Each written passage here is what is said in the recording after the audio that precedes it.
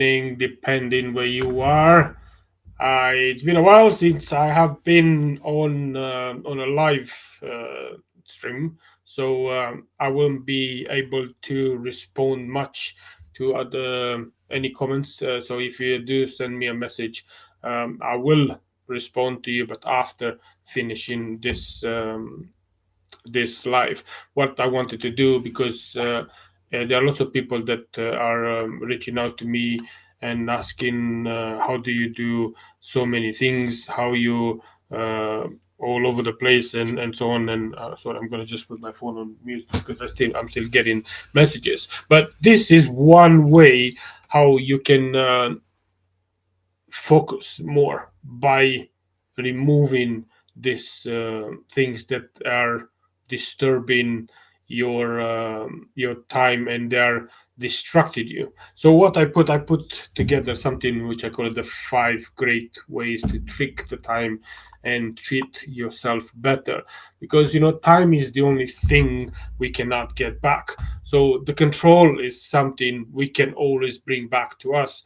I will highlight here that the only way to maximize your time and increase your productivity, either in a personal or professional life, is to do the 5 things that I'll be mentioning soon on a daily basis, because the control starts with you, not with somebody else. It's not your environment, it's not anything else but here. So, number one, which is one of the most important one, but also the fifth one, is to take control and lead your life. To make sure you fully benefit of every second of your life, you must know where you're spending your time and how well do you spend it. So this is why it's so important to write things down, to write the things that you must do, and also to write the things that you must not do, what distracts you, what takes you away from the things that you want to have in your life. That's why you control how you think. And before you do something, think about the consequences of your action, because everything has a consequences. Everything's white is black, black and white, and everything it matters, because it is one thing that you have to do is to complete every task before moving to the next one. We live in a world that we think that multitasking it's okay, but it's not. Try to do multitasking and see how that's going to work out for you. Are you actually doing 100% of every task, or you spreading your attention, your energy, and your dedication in, I don't know, 50% there, 20% there, 10% there, 10% there, 10% there? So control your life, lead your life. That's number one. Number one again, because I like to think that they are all as equal, especially the fifth one is so important, is to control your time and be fully present. Because that's the reason I put that phone on silent. That's the reason I remove the distractions out of this conversation, because we all have the same time in the world. We all have 60 minutes, 60 seconds, 24 hours, 365 days a year. But how we use it, it's crucial. So that's why you need to be aware of your time, how you manage it, and don't allow the time to manage you, because you are the master of your own universe.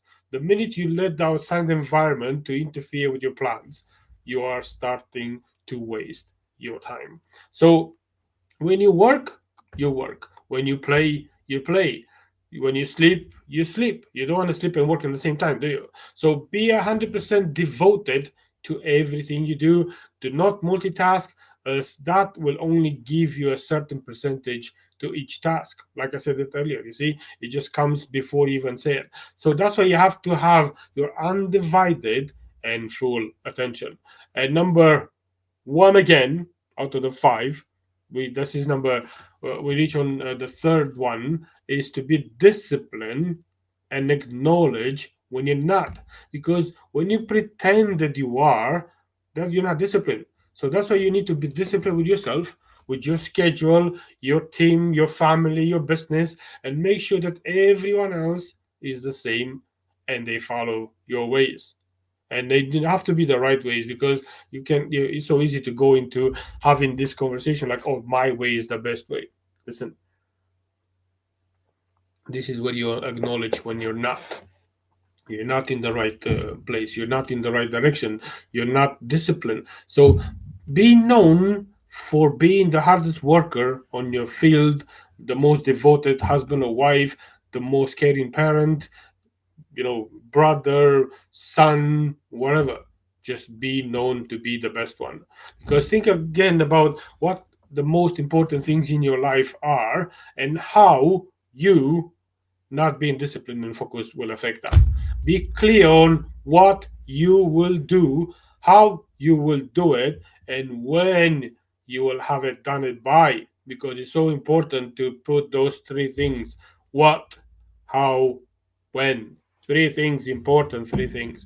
Avoid being perfect, because the best you can be is what is important. Don't aim for perfection, because that's what's going to happen. It's going to slow you down. It's going to make you feel that you're underachieving. It's going to play with your mind, and then your discipline is going to start chipping away, and you're going to retract and retreat. So one thing that you have to say is to know when to say no. You don't have to answer to the phone every time. You don't need to reply straight away unless it's really important. And even when it's important, is it urgent? Because when you understand is that four conterms, where it's like important, not important, urgent, not urgent. So this is what you need to work on. That if you don't know it, look on the online for it. The four it's I listen, I can't even remember what it's called right now. It's been a long day, but it's all about the importance. It's not important, it's urgent, not urgent. But what we're looking now is how to make sure that you maximize and you discipline and you maximize your time. That's why it's important to know when to say no. So don't move away from your task unless it's a real emergency. Even then, assess if it's an emergency. Like I said, use those four quarters to assess the importance of the task. And if you don't know which one I'm talking about, just send me a message, because I will send exactly the one which is going to help you to assess everything, every task, every call, every situation in your life. Going back to the five ways, is we're gonna go and reach again very important one, which is number four.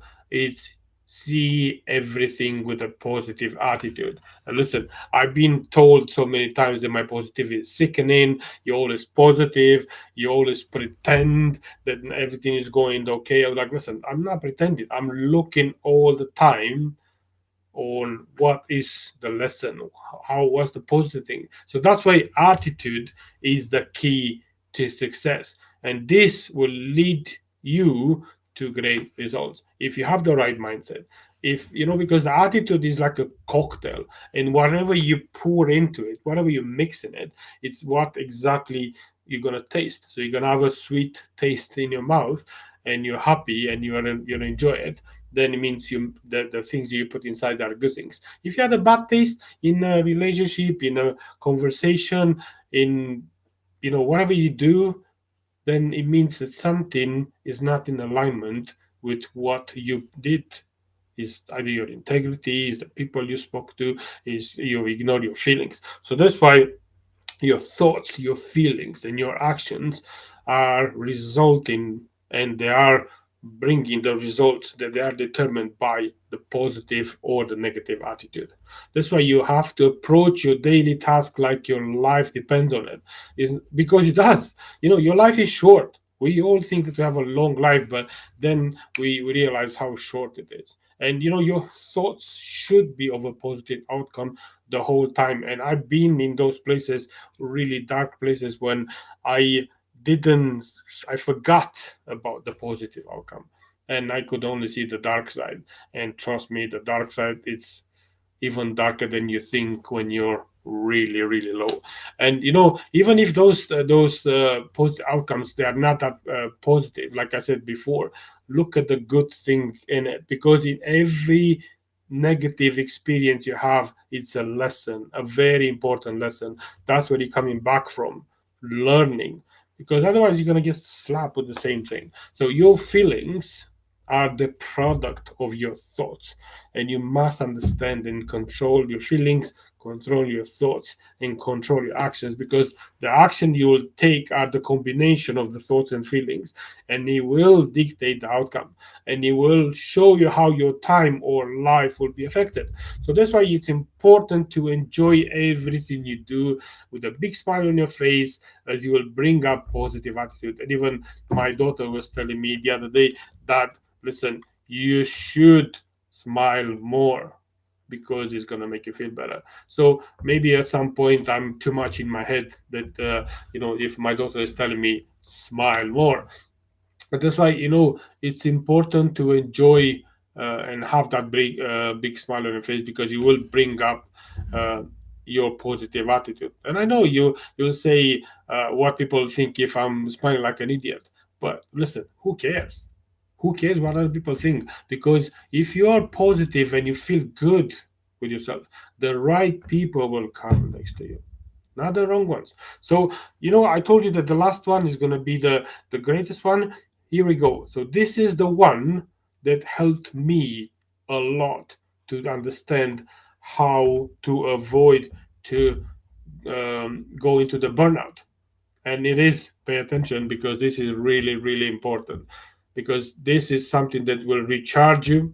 It's going to allow you to understand your body, and it's going to determine how your thoughts, your feelings, and your action going to create that result. So remember that this one is the most important one. Take breaks during the day. And you'd be like, what do you mean take breaks? I need to work. Or like, or I need to do this. I can't take breaks. Listen, imagine that you're back in school and you're taking a break after or every 45 minutes or 50 minutes. Why do you think those breaks were there for? Do you think they were just there for, just go for just go for a go to the toilet or have some water or whatever? No, it was just to switch off and switch back on. Because if you take longer and stay too concentrated on that, then your brain, your body is not gonna assimilate and acknowledge everything. That's why it's important to take short breaks after each task and approach the next task emotionless. So the minute you finish one, you leave it there, you leave all whatever the outcome was from that, and you move to the previous one, to the next one, with the same positivity you started the first one, regardless of the outcome of the previous one. And when you take those breaks, you can go out for a walk or you can meditate, because meditation is so important if you do it at least once a day, because it's going to give you a clear mind, a clear vision, and your result is going to be clearer than that. And one thing which we used to say this to old people are doing this, but listen, those old people, they know exactly what they're doing, because those power naps, amazing.